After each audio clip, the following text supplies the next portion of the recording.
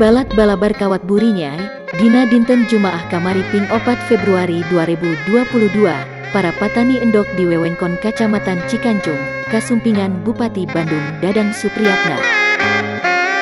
Dina nganjangna, Bupati teh mitutur kalayan daria, yen endok hayam anu dihasilkan ku para patani endok Kacamatan Cikancung teh, mangrupa endok organik, nu hasilna beda ti bahan kimia.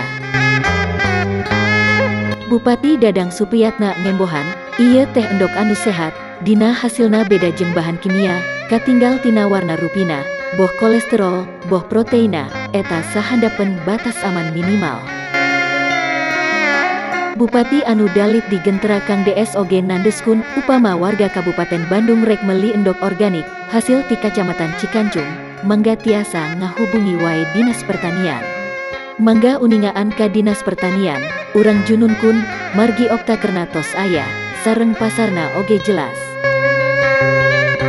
Kapayuna, Bupati bakal ngajak para pangusaha anu nambru alatan sasalat COVID-19, pikeun dihirupkeun deui, jeung ngadorong pamasaran anu luyu jeung pasarna. Hayu gerah harudang, pikeun ningkatna ekonomi rakyat Kabupaten Bandung. Sakitu nu kapihatur ti langit Kacamatan Cikancung Kabupaten Bandung, balabar kawat burinyai nu ngabewara.